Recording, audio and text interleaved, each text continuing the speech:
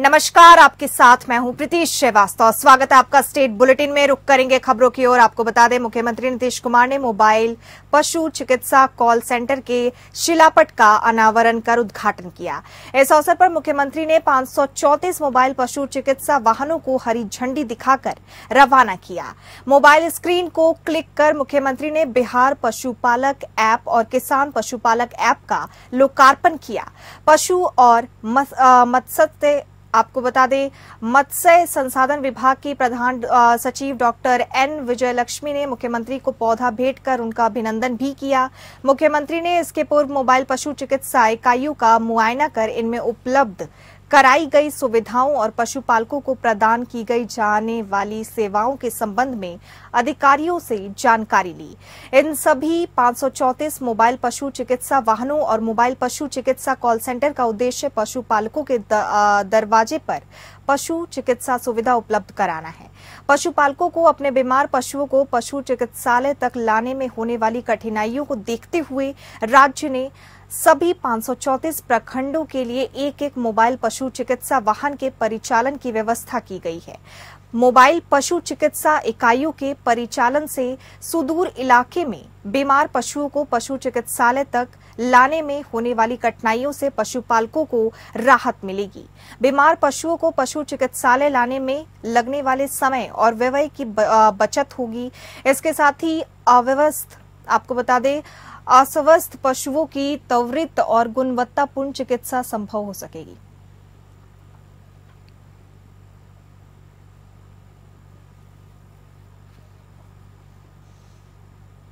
गया के चांदचौरा में संस्कार भारती बिहार प्रदेश के जरिए आयोजित महंगी कला उत्सव में पहुंचे बिहार के डिप्टी सीएम विजय कुमार सिन्हा ने तेजस्वी यादव पर करारा हमला किया है।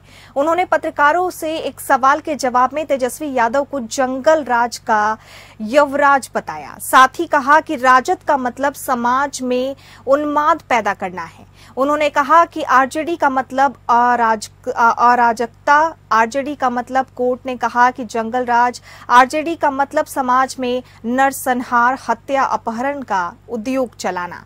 ये सब आरजेडी की संस्कृति का पार्ट है। आरजेडी और जंगल राज के युवराज नेता प्रतिपक्ष तेजस्वी यादव बने हैं। वहीं तेजस्वी यादव के जरिए बिहार में ट्रांसफर पोस्टिंग के बयान पर उन्होंने कहा कि जब उनकी सत्ता थी तब इनके माता पिता सत्ता में थे, वो ट्रांसफर पोस्टिंग करते थे या नहीं करते थे। किसी भी विषय पर अनर्गल बयानबाजी करते हैं तेजस्वी यादव। और साथ ही आज सीएम नीतीश कुमार एनडीए के साथ हैं, तो एनडीए के साथ मिलकर समाज में सामाजिक सौहार्द के लिए पूरी तत्परता से लगे हैं।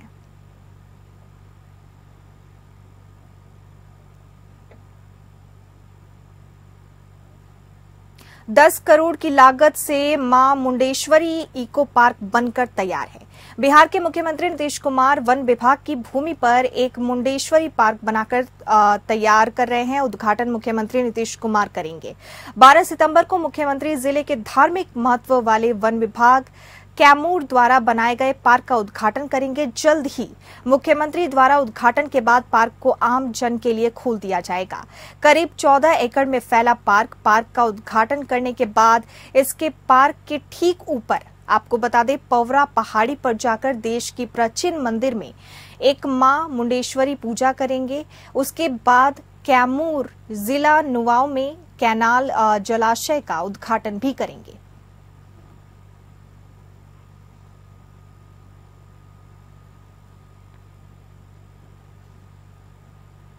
राजधानी पटना के दीघा थाना क्षेत्र में एक बड़ी आपराधिक घटना को अंजाम देने की योजना बना रहे 3 पेशेवर अपराधियों को दीघा थाने की पुलिस ने गुप्त सूचना के आधार पर गिरफ्तार किया है। गिरफ्तार अपराधियों के पास से 2 पिस्तल, 1 कट्टा, 15 जिंदा कारतूस पुलिस ने बरामद किया है। गिरफ्तार अपराधियों पर पटना और विक्रम थाना क्षेत्र में कई मामले दर्ज हैं, जो दीघा थाना क्षेत्र के किराए के मकान में रूम लेकर छुप कर रह रहे थे। दीघा थाने की पुलिस ने गुप्त सूचना के आधार पर तीनों अपराधियों को गिरफ्तार किया है। गिरफ्तारी आपको बता दें, सभी अपराधियों से पुलिस की पूछताछ जारी है। वहीं उनके गिरोह में शामिल फरार अपराधियों की गिरफ्तारी को लेकर भी पुलिस की कार्रवाई जारी है।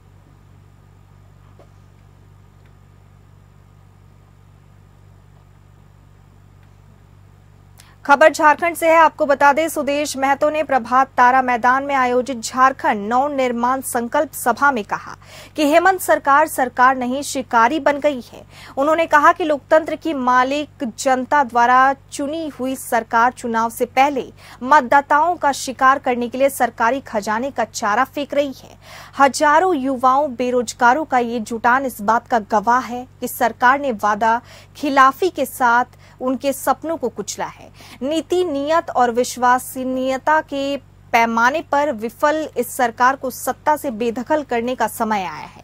युवा इसी संकल्प के साथ हर एक कदम बढ़ाते रहे। उन्होंने कहा कि शहीदों के सपनों का झारखंड बनाने के लिए नीति, नियत और विश्वसनीयता की आवश्यकता है।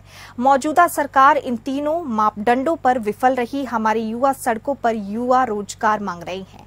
सुदेश महतो ने कहा कि राज्य सरकार के युवाओं से बेरोजगारी भत्ता का वादा किया था। अगर ये अपने वादे पर काम किए होते तो आज हर युवक को 4,20,000 रुपए मिल गए होते। हेमंत सरकार ने सिर्फ राज्य को ही नहीं लूटा, जमीन खदान को ही नहीं लूटा, बल्कि इन्होंने हर युवा के 4,20,000 रुपए को भी लूटा है। सरकार ने कहा था कि 2,000 रुपए का चूल्हा भत्ता देंगे। सरकार ने हर महिला को 2,000 रुपए प्रति माह की दर से चूल्हा भत्ता दिया होता तो अभी तक 5 साल में हर महिला को 1,20,000 रुपए मिले होते। महिलाओं को ये राशि हेमंत सरकार से मांगनी चाहिए। सरकार ने कहा था हर साल JPSC परीक्षाएं लेंगे, लेकिन ये भी नहीं हुआ।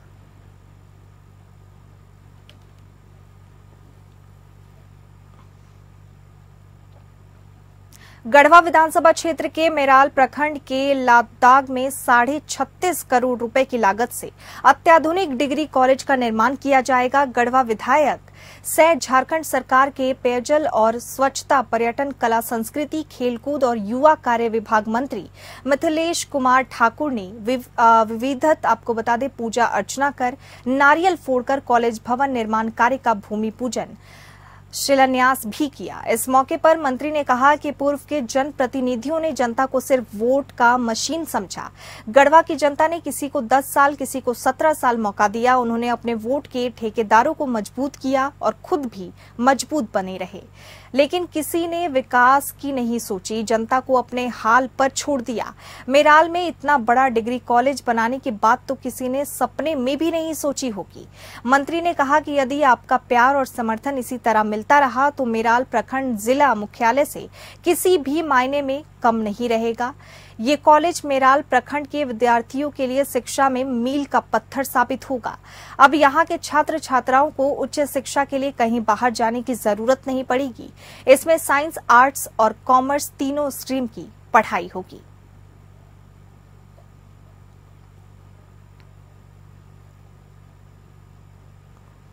देवघर जिले के सारवा प्रखंड के दौंदिया गांव में एक ऐसा अस्पताल है जहां लाखों की लागत से बिल्डिंग तो बन गई है, लेकिन उस अस्पताल तक पहुंचने का रास्ता नहीं बन पाया। अस्पताल पहुंचने के लिए पगडंडियों का सहारा लेना पड़ता है। जहां आदमी पैदल भी चलना आदमी का आपको बता दे वहां मुश्किल होता है। एम्बुलेंस और अन्य वाहन का तो पहुंचना असंभव ही है। APN न्यूज की टीम जब अस्पताल पहुंची तो हमने देखा कि अस्पताल में ताला जड़ा हुआ है। ऐसा लग रहा था मानो सालों से इस अस्पताल में कोई आया ही नहीं हो। स्थानीय लोग बताते हैं कि पिछले 2 सालों से इस अस्पताल में किसी का भी इलाज नहीं हुआ है। कभी कभी कोई कर्मचारी पहुंचकर अस्पताल को खोलता है तो खाना पूर्ति कर चला जाता है। वहीं रास्ते को लेकर डोंडिया गांव के पूर्व मुखिया राजाउद्दीन असारी बताते हैं कि करीब 3 साल पहले इस अस्पताल का उद्घाटन तत्कालीन मंत्री बादल पत्रलेख के द्वारा किया गया, लेकिन जमीन विवाद की वजह से रास्ता बनने पर निर्णय नहीं हो पाया, क्योंकि रास्ते में आने वाले कुछ ऐसे जमीन है जो गौचर नेचर के हैं। वहीं पूरे मामले पर हमने जब देवघर सिविल सर्जन से बात की तो उन्होंने कहा कि ये समस्या बहुत दिनों से बनी हुई है। उन्होंने बताया कि इस अस्पताल को कुंडा में बनाना था, लेकिन किसी कारण इस अस्पताल को डोंडिया पंचायत में बनाना पड़ा।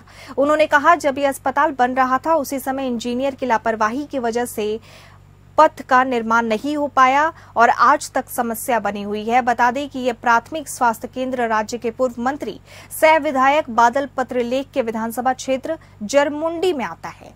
पिछले 5 सालों में वो सरकार में हैं। पिछले 4 साल बीत जाने के बावजूद भी अस्पताल का पहुंच पथ नहीं बन पाया है, जो कहीं न कहीं राज्य सरकार और जनप्रतिनिधियों पर बड़ा सवाल खड़ा करता है।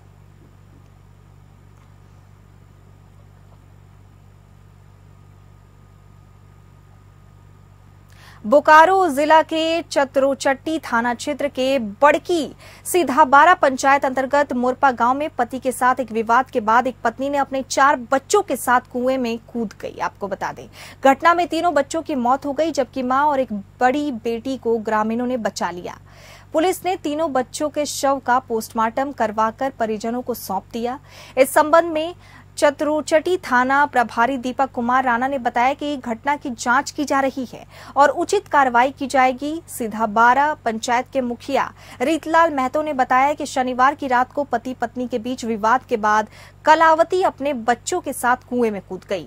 जानकारी मिलते ही गांव वाले मौके पर पहुंचे और सभी को कुएं से बाहर निकालने का प्रयास किया, लेकिन 3 बच्चों को बचाया नहीं जा सका। बड़ी बेटी और उसकी मां को बचा लिया गया। इस घटना ने पूरे गांव को झकझोर दिया है और लोगों में शोक की लहर है।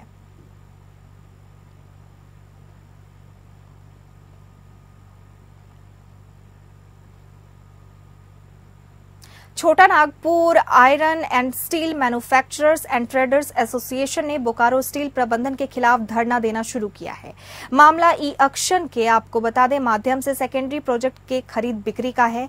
पिछले 40 सालों से बोकारो के व्यवसायी ई ऑक्शन सेकेंडरी प्रोडक्ट के खरीद बिक्री कर रहे हैं, लेकिन बोकारो स्टील प्रबंधन के द्वारा राज्य से बाहर के व्यापारी को भी इस प्रोडक्ट की खरीदारी करने के लिए रजिस्ट्रेशन कर दिया गया, जिस कारण से वो लोग अब खरीद बिक्री में भाग ले रहे हैं, जिस कारण परेशानी का सामना करना पड़ रहा है। व्यापारी इसको लेकर आक्रोशित हैं। इनका कहना है कि प्राइम प्रोडक्ट में पूरे देश भर के व्यापारी बिल्डिंग करते हैं, आपको बता दें बिडिंग करते हैं, लेकिन सेकेंडरी प्रोडक्ट में झारखंड के ही व्यापारी भाग लेते थे। ऐसे में रोजगार और व्यवसाय दोनों पर इनका असर पड़ेगा और झारखंड सरकार के पॉलिसी के मुताबिक हमारा अहित किया जा रहा है। इस आदेश को वापस लेने की व्यापारियों ने मांग की है।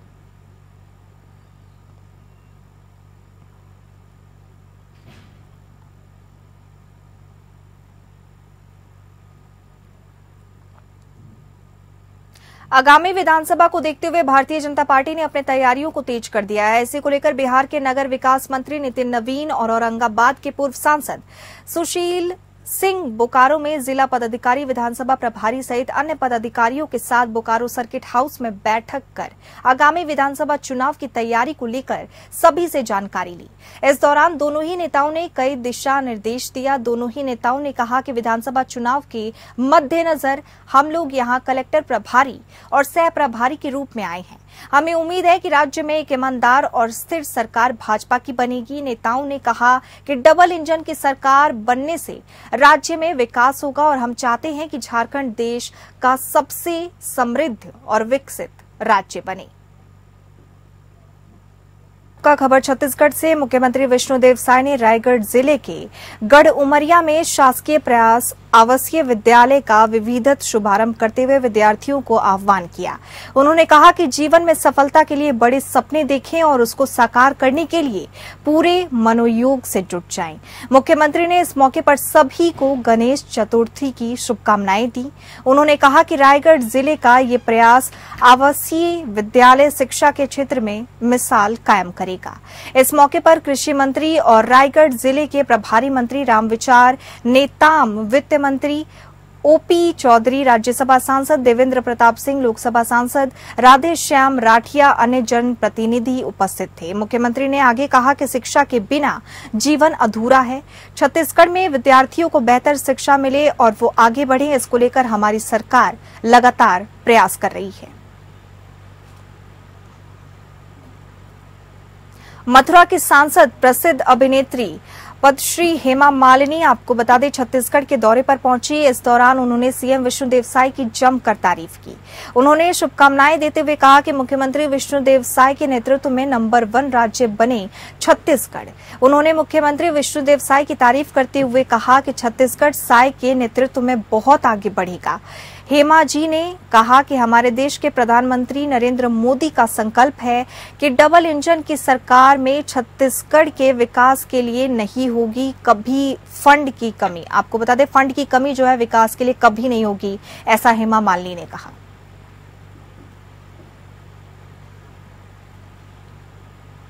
पिछले 24 घंटे से बस्तर संभाग के बड़े भाग में जमकर बरसात हो रही है। बरसात का सर्वाधिक आपको बता दें बुरा प्रभाव बस्तर संभाग के सुकमा जिले में देखने को मिला है, जहां कई गांवों का संपर्क जिला और विकासखंड मुख्यालयों से कट गया।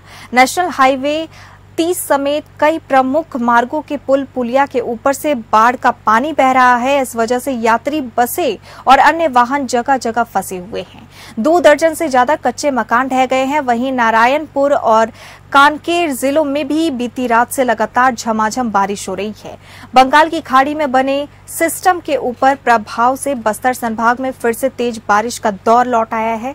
संभाग के सुकमा जिले में सर्वाधिक बरसात दर्ज की गई है। जिले में 2 दिन से लगातार हो रही बारिश के कारण जनजीवन अस्त व्यस्त हो गया है। बस्तर संभाग में हो रही भारी बारिश से जनजीवन अस्त व्यस्त होने और लोगों के बुरे तरह से प्रभावित होने को लेकर बस्तर सांसद महेश कश्यप भी अब संजीदगी के साथ काम कर रहे हैं। सांसद महेश कश्यप आपको बता दें क्षेत्रवासियों की सुध लेते हुए वीडियो कॉल के माध्यम से क्षेत्रवासियों से संवाद कर रहे हैं। सांसद कश्यप ने जिला प्रशासन के अधिकारियों को प्रभावितों तक आवश्यक सामग्री और सुविधाएं पहुंचाने के लिए निर्देश दिया है।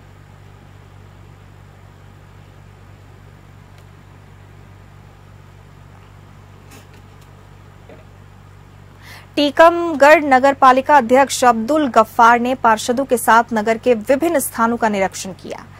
ऐसा पहली बार देखा गया कि नगर पालिका अध्यक्ष के द्वारा अपने पार्षदों के साथ सामूहिक रूप से नगर भ्रमण किया गया और जरूरी दिशा निर्देश दिए गए, जिसमें महेंद्र सागर तालाब पर गंदगी देखकर नाराजगी जताई और साथ ही कर्मचारी लगाने के निर्देश दिए। इसके बाद आपको बता दें घाट पर सभी ने श्रमदान किया।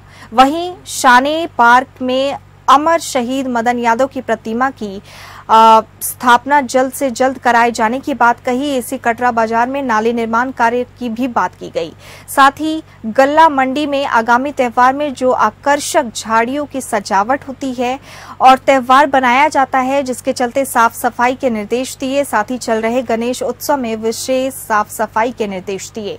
वहीं विसर्जन कुंड का निरीक्षण भी किया।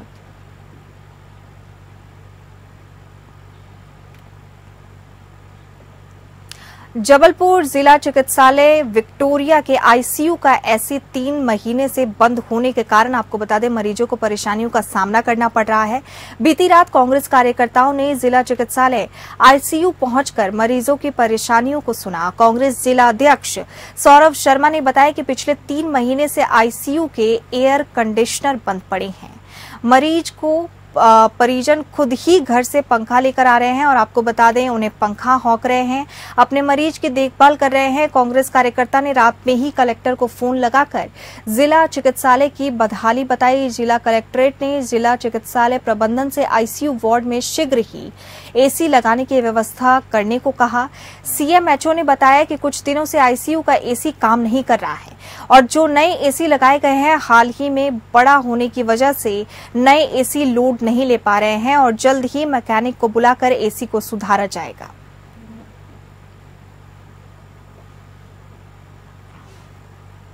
बुदनी के दिंगबर वाटरफॉल में भोपाल के एक डॉक्टर की पानी में डूबने से मौत हो गई।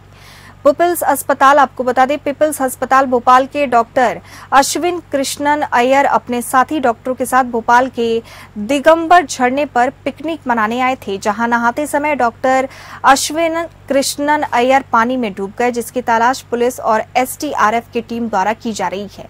थाना प्रभारी शाहगंज पंकज वाडेकर ने बताया कि ये सभी लोग पिकनिक मनाने के लिए दिगंबर वाटरफॉल पर आए थे और डॉक्टर अश्वनी को तैरना नहीं आता था।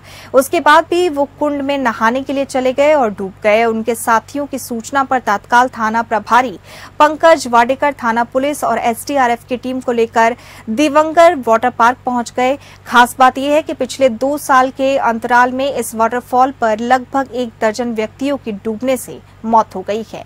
उसके बाद भी प्रशासन द्वारा इस पर सुरक्षा का कोई भी इंतजाम नहीं किया गया है।